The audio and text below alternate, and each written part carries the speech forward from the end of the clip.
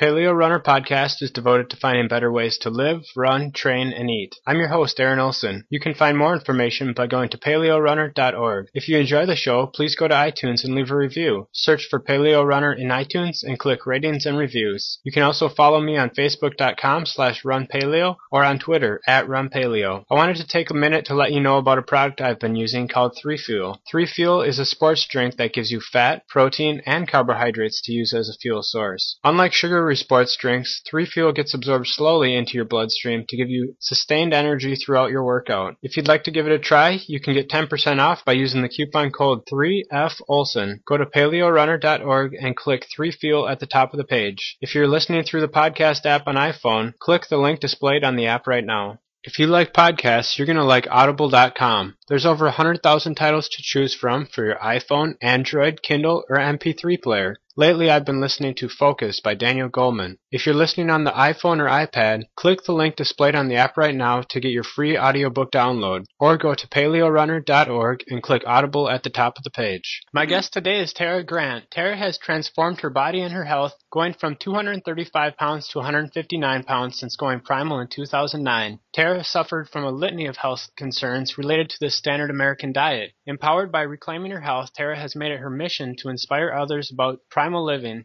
Her book, The Hidden Plague, details her struggles with a debilitating skin condition and how sufferers can take matters into their own hands. Tara, it's great to have you on the show. Thank you so much for having me, Aaron. It's great to be here. Yeah, it's great speaking with you. Tara, tell me a little bit about your background and how you first stumbled onto the primal living. I had been sick for most of my life, although I didn't know it. I was always about 10 to 15 pounds overweight while I was growing up. I needed glasses because I became nearsighted. I had cystic acne, irregular periods, really bad mood swings. But I was told all that stuff was normal, and anything else that was going on with me, whether it was boils in my groin or dandruff on my head, I was told was either normal or they didn't know what was wrong with me, and basically that it was all in my head. All of these health problems I were having, they were trying to tell me that it was just psychosomatic.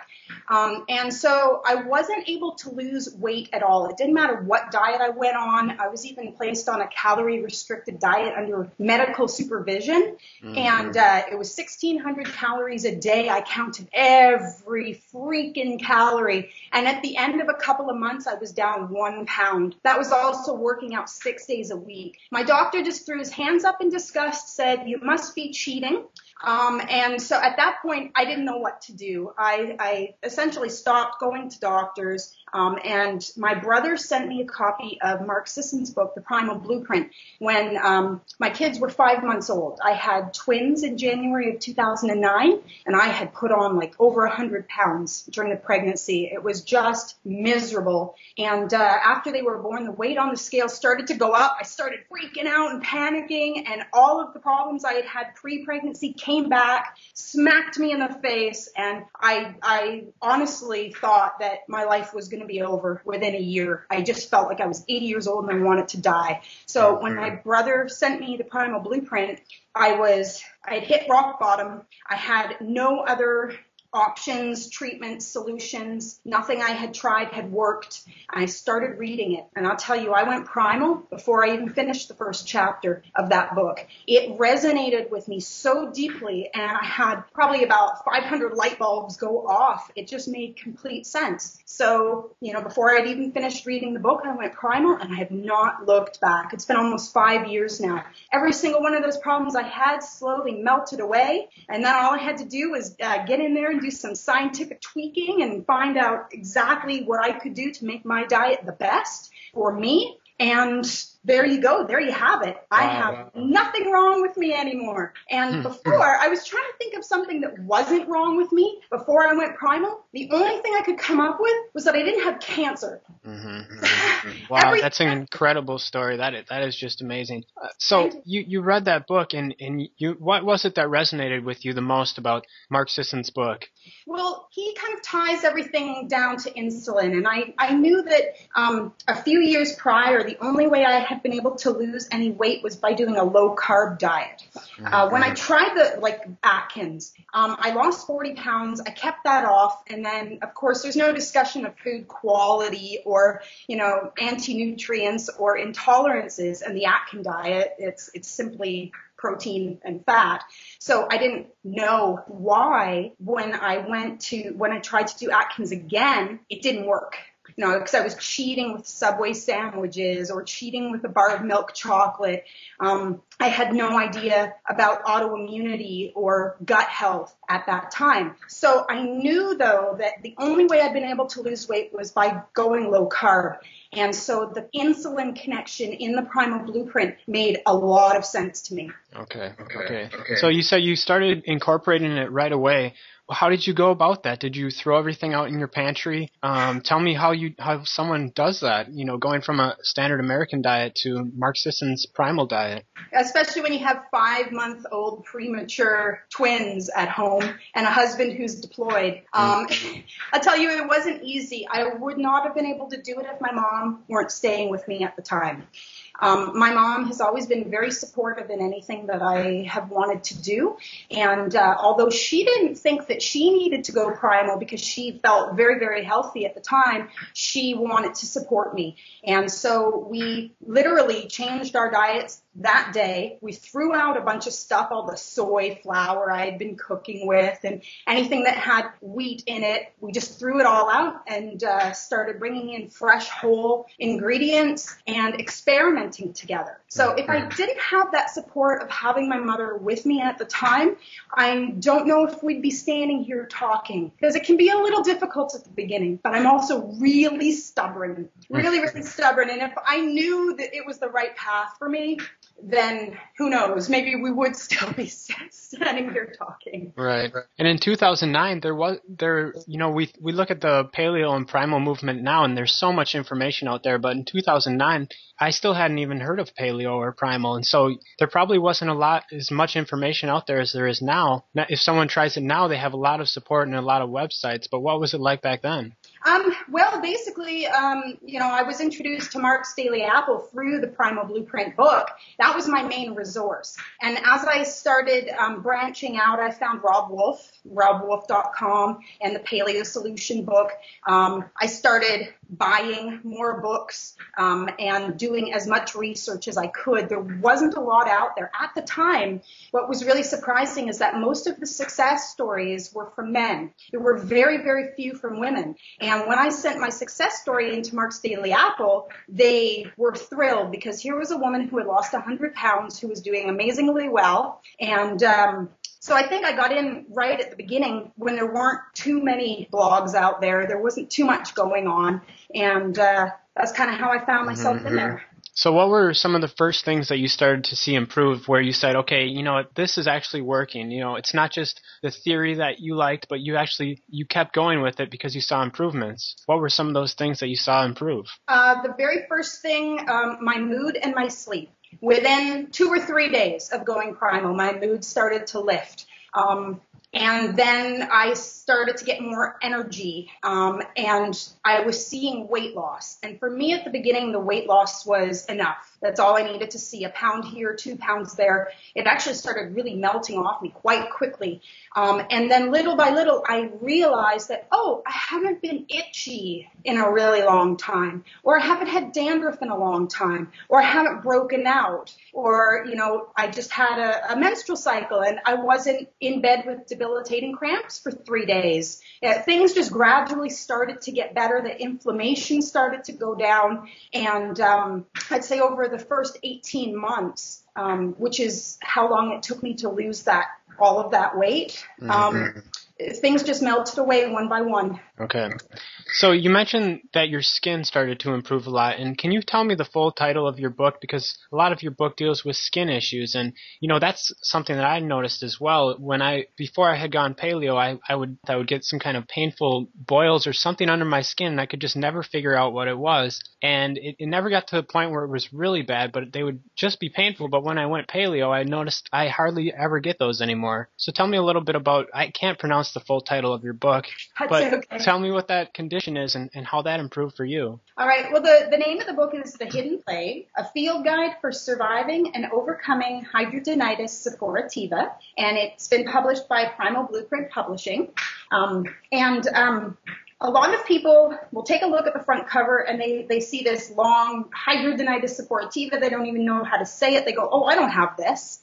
But it's actually very, very common. There are different stages to HS, and when you go online and do Google image searches, you're going to see the horrible ones. You're going to see the ones that people are going into surgery for, boils that are the size of baseballs or golf balls, really, really bad. But what doesn't get discussed a lot are very, very mild cases, a mild stage 1 case of HS, which sounds very much like what you described to me. Random boils or deep-seated lumps that are quite painful that will pop up from time to time, sometimes only once or twice a year, depending on how much inflammation you have going on. And they can be anywhere on your body. They can be on your scalp, on your face, on your neck, but most commonly they're in places where skin touches skin. So your armpits, your groin, your buttocks. If you're overweight and you have folds of skin, you might see some there. Women will often get them underneath their breasts, and I've seen quite a few men that have them on their chest and sometimes even on their back.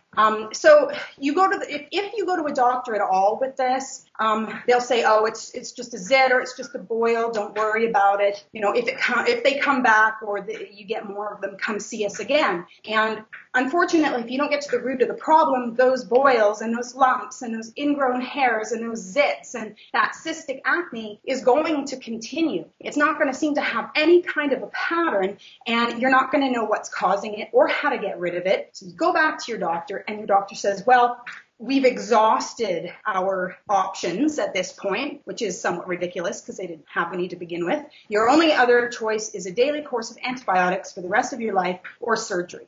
And so people with HS, this is something that I experienced. I spent over 20 years, first of all, just trying to get a diagnosis. And then I saw over 40 doctors trying to find a solution, and not one of them was able to help me.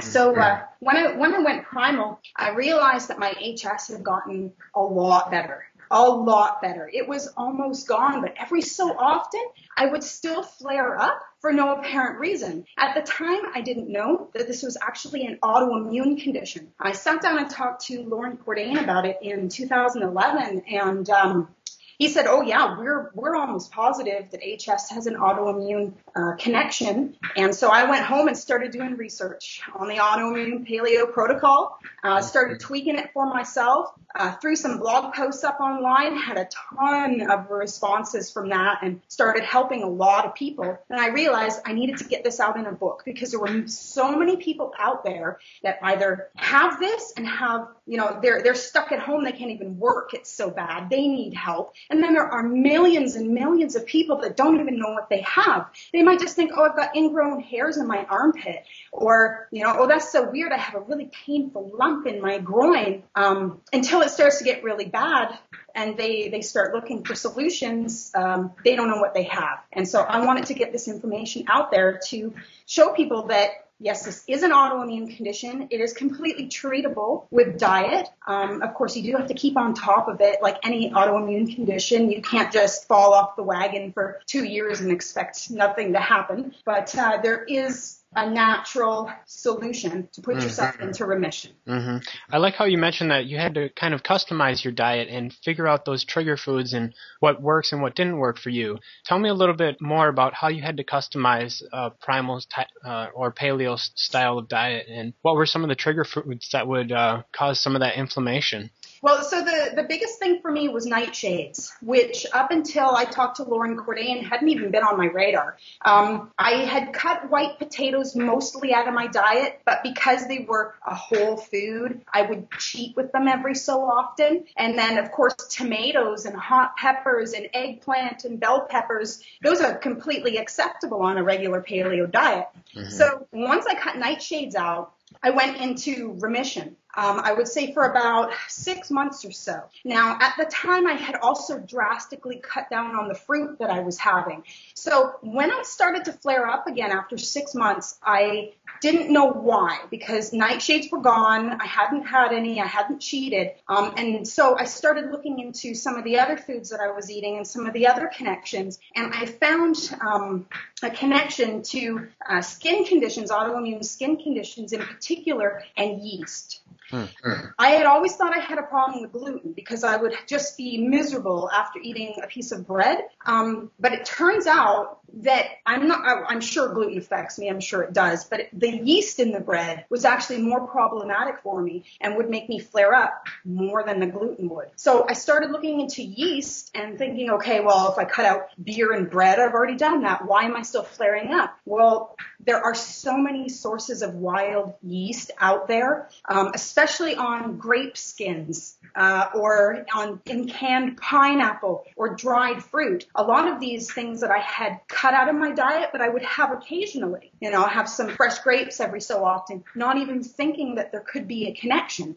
And so once I established yeast and wild yeast, and even going so far as aged cheeses, which have molds in them, and fungi as well, mushrooms and truffles, they're all related. And if you have a sensitivity to yeast, you may also have a sensitivity to mold and to fungi.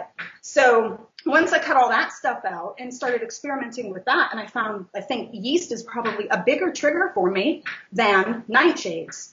So it was just a matter of being a detective, doing some biohacking, and getting really scientific about it.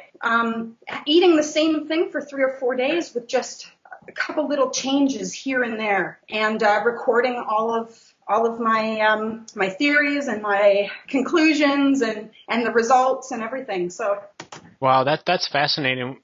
So you've basically done a lot of the work so that people out there that are struggling with this can kind of follow your template and see if it works for them.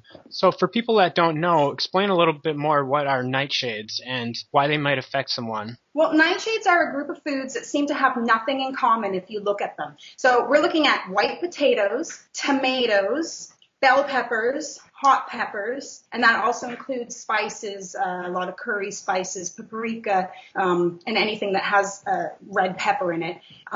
Eggplant is also a nightshade. Tobacco is a nightshade. And little things like goji berries, pimentos, huckleberries, and what is the other one? Pepino melons. Those are all nightshades. And they seem to have nothing in common. But when you take a closer look at the chemistry within the food, that's where you see the link. Nightshades contain alkaloids, which are an anti-nutrient, and they can act like a drug within our bodies. Nightshades have been directly linked to rheumatoid arthritis. A lot of people that remove them from their diet will go into remission if they have RA. And it's really individual. Some people may have an issue with nightshades, other people may not. Okay. And then the fruit, you said that a lot of fruit can have mold and fungus and yeast on it, right? Are there any fruits that you found that are acceptable? Yes, actually. Fruits that have a thick, inedible skin. So I was always fine with things like oranges or bananas or kiwis if I peeled them. And avocado. None of those things make me flare up at all, because when you remove the skin, you remove any yeasts that may have settled and are growing on there. Also, avoiding overripe fruit is very important. Okay. Are carbs a big factor in this? You said at the beginning that, the only thing that had worked for you was a lower carb diet. Is that a big role in keeping insulin down? And what kind of carbs do you eat now, if any? I eat quite a few carbs now. I have sweet potatoes, lots of vegetables, root vegetables, especially now that it's wintertime. I do have quite a few carbs in my diet, but sugar plays a role in all autoimmune conditions. Sugar creates inflammation. Insulin also creates inflammation, and when you eat sugar, you create insulin. So it becomes kind of like a domino effect. The sugar itself, the carbs themselves may not be causing the autoimmune response, but they're definitely aggravating it. They're creating more inflammation, which creates more pain when you do have that flare up. Okay. So it sounds like, you've had to cut out a lot of different foods and you finally found something that works for you. So people listening might be thinking, oh my gosh, if I have this, I can't live a normal life. I have to eat this bland diet. So run me through what you eat on a daily basis and kind of what some of your meals look like. Oh, wow. Well, I eat basically a standard paleo diet, just with a couple extra little exclusions in there. On a daily basis, let's see. Well, I don't eat breakfast usually. I used to every day of my life up until I went Primal, I ate breakfast. But now I'll have some coffee in the morning, 2 or 3 cups of coffee. Sometimes I'll add some eggs to it and coconut oil and ghee, and I'll make myself lattes, which is really nice. That'll pretty much hold me over for the whole day. I'll have a big lunch around noon, and it'll depend on what's in the fridge. I'll either have leftovers from last night's dinner, or I'll make myself up a huge omelet and throw, a pound of spinach in there. I used to do mushrooms. I'm not doing mushrooms anymore. I also used to do cheese, and I'm now dairy-free. So, I'm throwing some bacon or some ham or whatever it is I have in the fridge. And then dinner will be...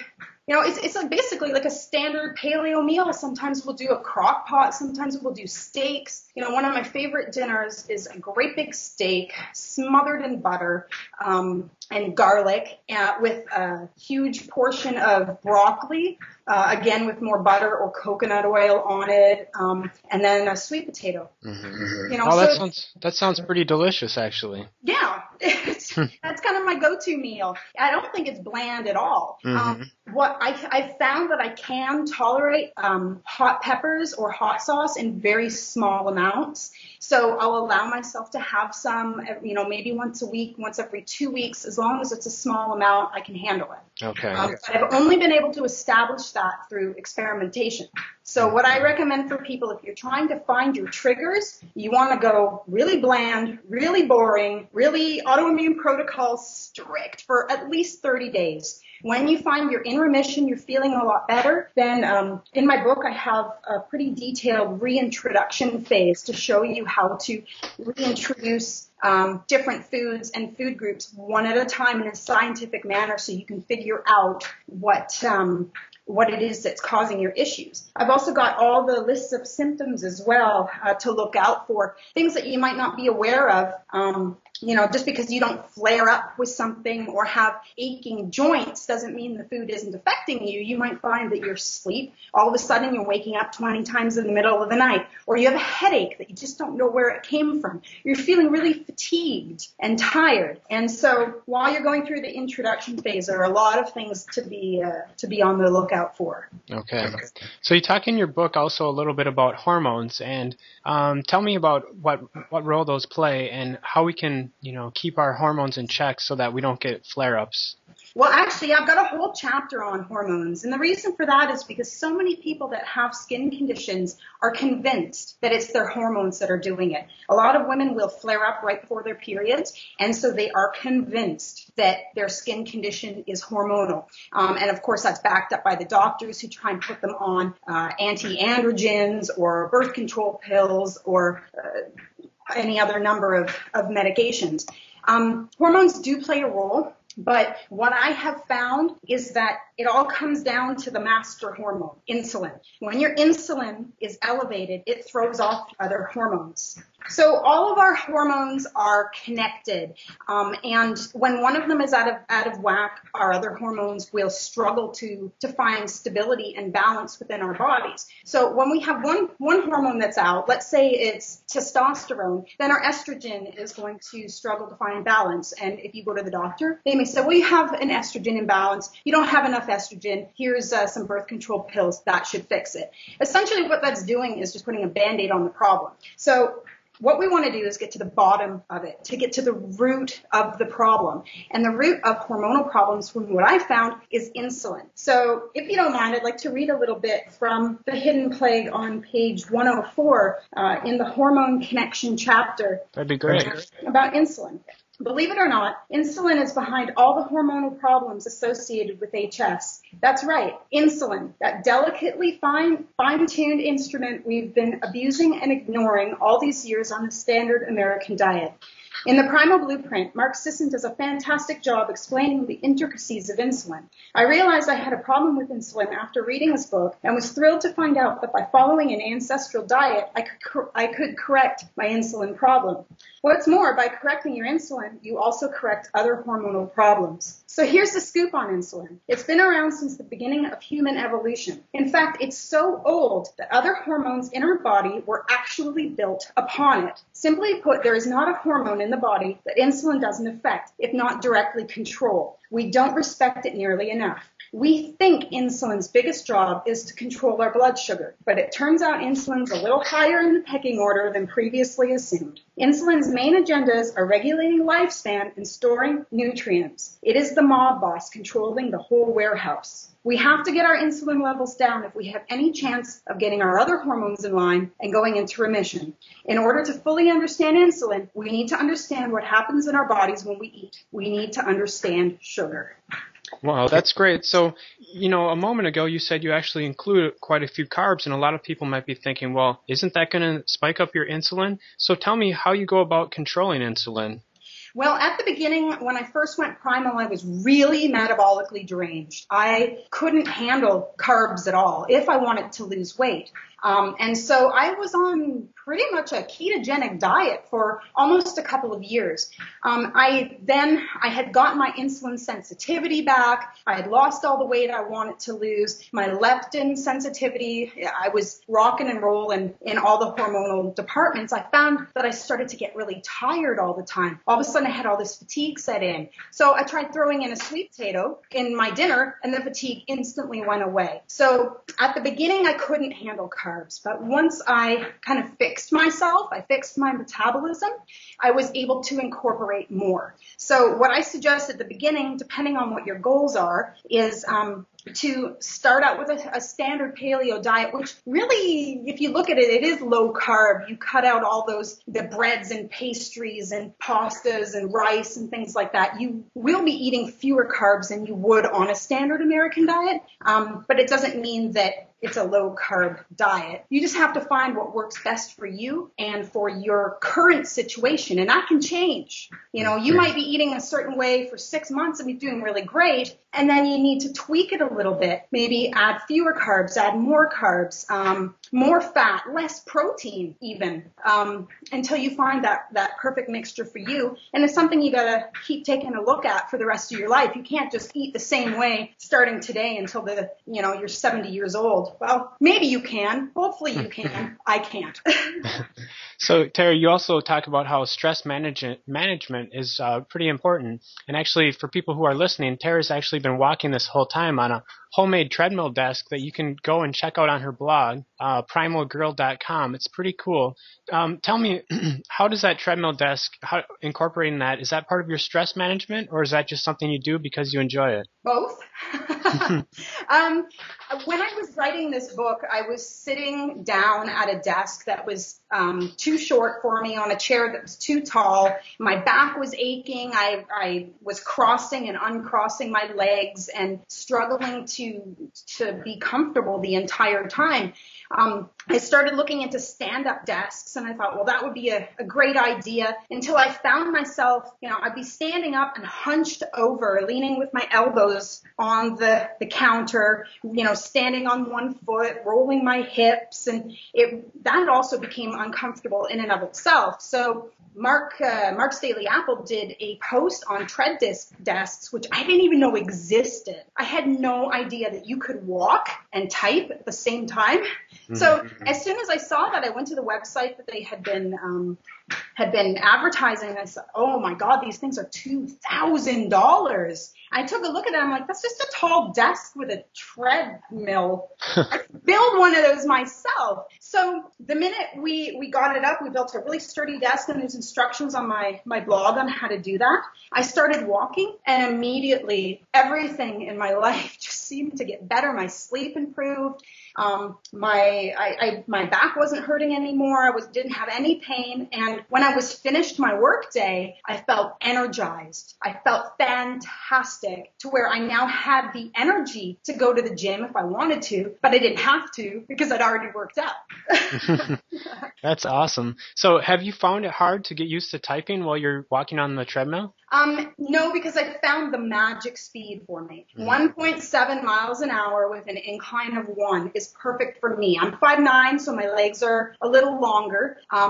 Mark's Daily Apple recommended, I think it was 1.5 to 1.7 miles an hour, but that was just too slow. Okay. So do you have any other discoveries related to paleo that you want to share with our listeners? I know you've kind of gone through a lot and you've probably learned a lot along the way that I can't even begin to know about. Is there anything else that you'd like to mention? Vitamin D and the proper time of day to take it. I have been collaborating with Dr. Seth Roberts about different times of day to take vitamin D. He started doing experimentation on it, and I found I was taking it at 7 o'clock at night. I was take about 10,000 units a day, not every day, but most days, and I would find when I did take the vitamin D at night, I would wake up 20 to 30 times in the middle of the night. So I switched to the mornings and my sleep problems went away immediately and have not returned. So there's a lot of discussion out there about what supplements you should take, but there isn't a lot out there about what time of day you should take them. So there's that. That's really interesting. So were you going to say that there's more, or is that kind of are there other supplements that you're taking? Oh, yes. Probiotics. Probiotics are probably, if I only had one thing to choose from to recommend to people, it would be probiotics. Taking them, increasing the number of probiotics I take, plus including fermented foods, has been incredibly helpful. Most of us that have autoimmune conditions, I'd say probably all of us that have autoimmune issues, have dysbiosis, which is where you've got more bad bacteria in your gut than good bacteria. And so you've got to fix that. If you want to go into remission, you want to heal your gut, you need to make sure that you repopulate it with good bacteria. Oh, another something I've discovered as well that a lot of people might not know. As I was doing my research and I was learning about different mucous membranes and whatnot, learning our gut as a mucous membrane, I also learned that there's colonies of flora in every mucous membrane in our body. So in our eyes, in our sinuses, in our mouths, down the entire GI tract, right straight from your mouth down to your anus, we've got different communities of flora that are responsible for maintaining the integrity of that mucous membrane. And so somebody that suffers from eye infections all the time or sinus infections may very well have dysbiosis of their eye flora or their sinus flora. So I used to have chronic sinusitis and seasonal allergies. And so I took some probiotics and put them in my neti pot. And 2 or 3 applications of that, my sinusitis was gone. Oh, wow. Literally gone. Okay. Wow, that's interesting. Is there a certain type of probiotic? I know you mentioned that you take some every day in a capsule, and you also try to get them in foods. Do you have to use different probiotics for different applications? Ideally, yes, but they're not available on the market. I went to a website called, it was ubiome.com, I think, and they were doing research on the different communities of flora, and they found that sinusitis is caused by the overgrowth of one particular bad bacteria, and they named that bad bacteria's nemesis. I can't remember, Lactobacillus Sakai, Sakei, I think. And so I started going online and where can I get this? And the only place I was able to find it was in some meat curing solution. I thought, well, there's no way in hell I'm putting that up my nose, So I thought, well, let's just try the regular lactobacillus and see what happens, right? And of course, I did go online and research this stuff before I just stuck it up my nose. And I found actually a very respected doctor, friend of mine, Dr. Tim Gershmar, who has also been doing this. So once I got that information, I tried it myself. and it worked, just absolutely blown away. But ideally, what I would like to be able to do is go to a health food store and get eye drops, probiotic eye drops that are formulated specifically for for your eye flora, or a nasal spray that has probiotics in it. Unfortunately, things like that just aren't on the market yet. If, they might never be. Right.